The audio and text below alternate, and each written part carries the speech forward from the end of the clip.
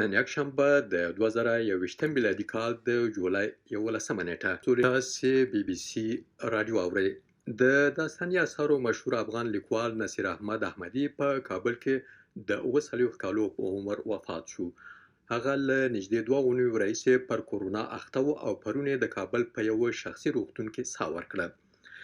د افغانستان ولسمشر ماڼۍ په یو اعلامیه کې ولسمشر محمد اشرف غني د نصیر احمد احمدي پر مړینه خواشیني څرګنده کړې او دغه مړینه پښتو ادب ته ستره ضایعه بللې ده. د افغانستان علومو اکاډمي هم د ښاغلي احمدي پر مړینې خواشیني څرګنده کړې او هغه د ملي فکر خاوند او د پښتو ادبیاتو د اوسني پیر نومیالی لیکوال بللی دی.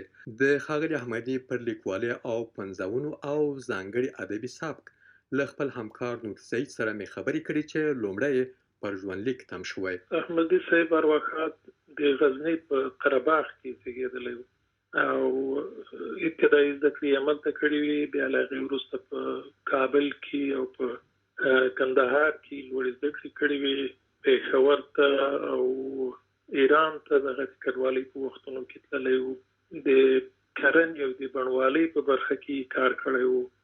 بیا له هغې وروسته بیرته چې افغانستان ته راغلی، بیا د بي بي سي په ښوونیزه څانګه کې ایډیټر په حیث کار کاوه او ترڅنګ یې ورسره په داستاني اثارو کې لیکوالي کوله، نه یوازې داستاني اثارو کې بلکې په نورو برخو کې لکه مثلا ژباړې یې کولې، د ځینو مشهورو شخصیتونو ژوندلیکونه یې لیکلي دي او یو څه موده په یو ښوونځي کې د استاد په حیث د ښوونکي په حیث هم دنده درلوده.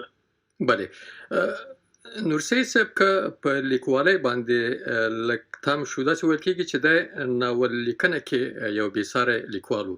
بله، ناول لیکنه کې بېساری لیکوال و او د دې ترڅنګ ابتدایي چون له لنډو کیسو کړې وه احمدي صاحب او لومړني اثار یې چاپ شوي وو هغه هم د لنډو کیسو وو. بیا وروسته د ناول لیکنې په برخه کې په ډېره لنډه موده کې ډېر زیات ناولونه ولیکل او د ټولو کتابونو شمېر یې څه باندې 24 یا 25 کتابونو ته رسېږي چې په دې کې ناولونه، لنډې کیسې او ژوندلیکونه ټول شامل وو.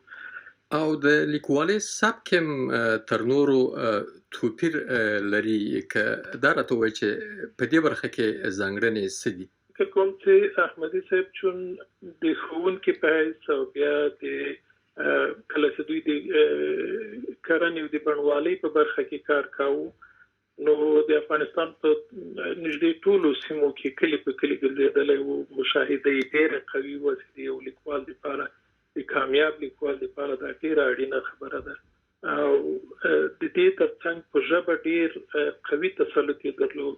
دغه ټولو شیانو مرسته ورسره کړې وه چې ځان ته یو ځانګړی سبک ومومي او ځانګړنه یې په دې کې وه چې ژبه یې سوچه وه، خالصه وه، موضوعات یې ترې اخیستل، هغه موضوعات وسیل لوستونکي دلچسپي ورسره درلوده، لیوالتیا یې ورته درلوده. کیسو د ټولو داستاني اثارو چوکاټونه، چاپیریال یې هغه پلاټ چې ورته وایي دا اشنا او بلد و، د هغو خلکو مسایل و چې د ورته لیکل کول. داسې ویل کېږي چې هدفمند لیکوالي لرله چې هدف یې د ولس ویښتابه او همدارنګه خلکو کې د هېوادپالنې د روحیې پیاوړي کول و. فکر کوئ چې دغه ځانګړنه به په راتلونکي کې افغانستان کې د ځوانو لیکوالانو لپاره څومره د لارې مشل شي؟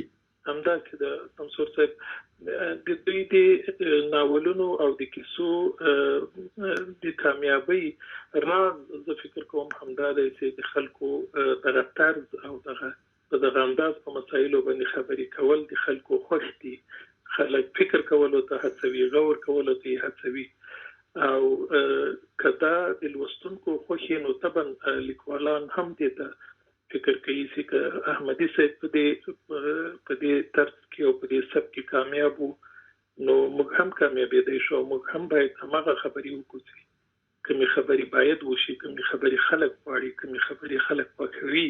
نور سعید و چې د ارواښاد نصیر احمد احمدي پر لیکوالۍ او ژوند راسره غږېده. هغه تېره ورځ د اورپېښې ناروغۍ له کبله کابل کې وفات شو. تاسې له لندن د بي بي سي د روانو چارو خبرونه اورئ.